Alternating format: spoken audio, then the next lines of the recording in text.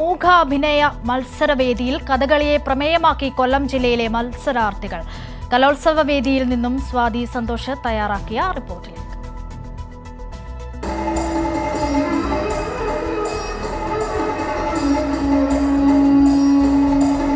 ഒറ്റനോട്ടത്തിൽ അസൽ കഥകളി.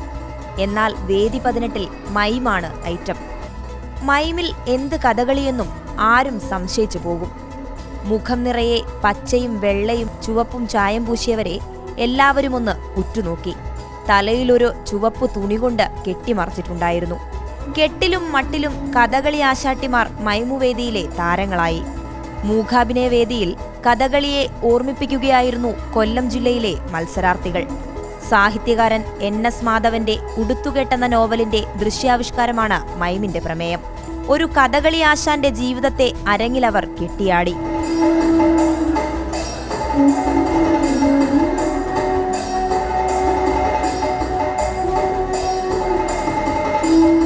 ചായം പൂശിയ മുഖത്തെ ഓരോ ഭാവവും കാണികൾക്ക് ഒപ്പിയെടുക്കാൻ പ്രയാസവുമുണ്ടായില്ല.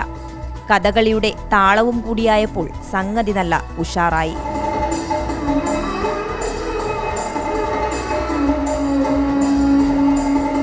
കേരളത്തിന്റെ കഥകളി സംസ്കാരത്തെയും അതിന്റെ ചരിത്രത്തെയും മറക്കരുതെന്നും അവർ മൂകാഭിനയത്തിലൂടെ പറഞ്ഞുവെച്ചു. സംസാര ഭാഷയില്ലാതെ ആംഗ്യങ്ങളും പുരികചലനങ്ങളും കൊണ്ടവർ കാണികളെ രസിപ്പിച്ചു. കഥകളിയും മൈമും ഒരർത്ഥത്തിൽ മൂകാഭിനയം തന്നെയാണല്ലോ. രണ്ടിന്റെയും ചരിത്രം നോക്കിയാൽ കാണികൾക്കും സംശയത്തിന് വകയില്ല.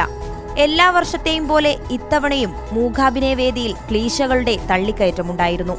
തുടക്കം മുതൽ കണ്ടുമടുത്ത പ്രമേയങ്ങൾ വീണ്ടും കാണേണ്ടി വന്ന കാണികൾക്ക് മുന്നിൽ കഥകളിക്ക് ഡിമാൻഡേറി. കാലങ്ങളായി മൈമുവേദികളിൽ കണ്ടുവന്ന കണ്ടന്റുകളെ അവർ പൊളിച്ചെഴുതി. നമ്മളോടൊപ്പമുള്ളത് കഥകളി ടീമല്ല, മറിച്ച് കൊല്ലം ജില്ലയിൽ നിന്നുള്ള മൈമിന്റെ ടീം അംഗങ്ങളാണ്. ക്യാമറാമാൻ ദീപക് ജേക്കബിനോടൊപ്പം സ്വാതി സന്തോഷ്, കൈരളി ന്യൂസ്.